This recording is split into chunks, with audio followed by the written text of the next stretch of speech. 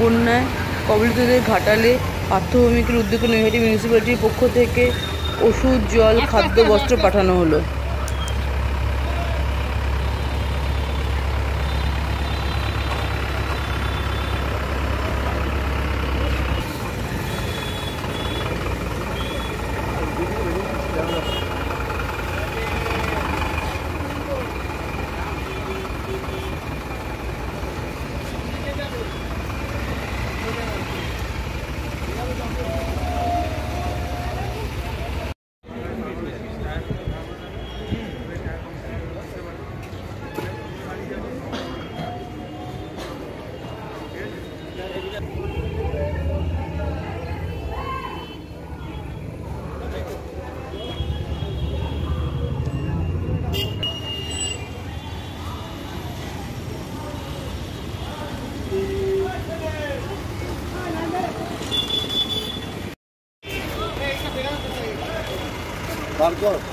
হ্যাঁ, এই গাড়িটা না বার করলে করতে পারবে, না বার করতে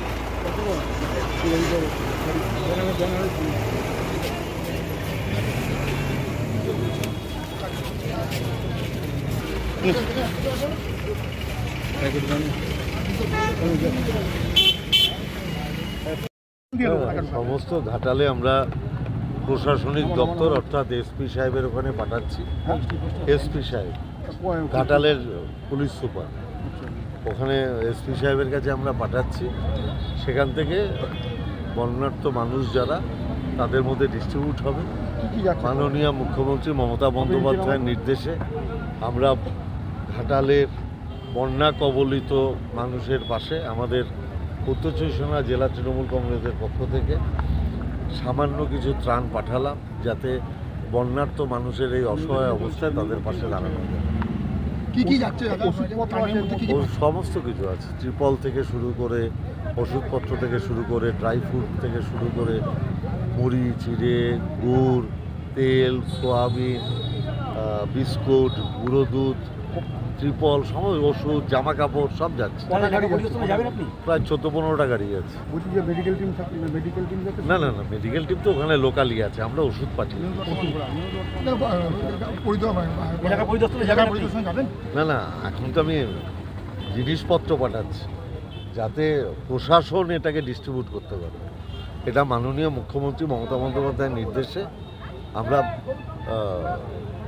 ব্যারাকপুর লোকসভা দেখছেন আপনারা, এমএলএরা আছেন, আমার জেলার নেতারা আছেন, তারা আমরা সবাই একত্রিত হয়ে আমাদের সামান্য প্রচেষ্টায় ঘাটালের মানুষের পাশে দাঁড়াতে যাচ্ছি। কোন কোন জায়গায় আছে ঘাটালেই, আমরা ঘাটালে পাঠাচ্ছি। বিভিন্ন পশ্চিমবাংলার বিভিন্ন জায়গা থেকে তৃণমূল কংগ্রেস তারা তাদের মতো করে মুখ্যমন্ত্রীর নির্দেশে গাইডলাইন অনুযায়ী আমরা বন্যার্ত মানুষের পাশে। মাস্টার প্ল্যান তো করার কথা ছিল কেন্দ্রীয় সরকারের, বিজেপি সেটা করেনি। রাজ্য সরকার সিদ্ধান্ত নিয়েছে তারা তাদের সীমিত সামর্থ্যের মধ্যে আগামী 5 বছর লাগবে, কারণ এত টাকা তো রাজ্য সরকারের নেই, এটা কেন্দ্রীয় সরকারের করার কথা। কিন্তু কেন্দ্রীয় সরকার তো চায় না বাংলার মানুষ ভালো মতো থাকুক, তাই তারা ঘাটালের মাস্টার প্ল্যান স্যাংশন করছে না। এটা দীর্ঘদিনের মমতা ব্যানার্জির আন্দোলন।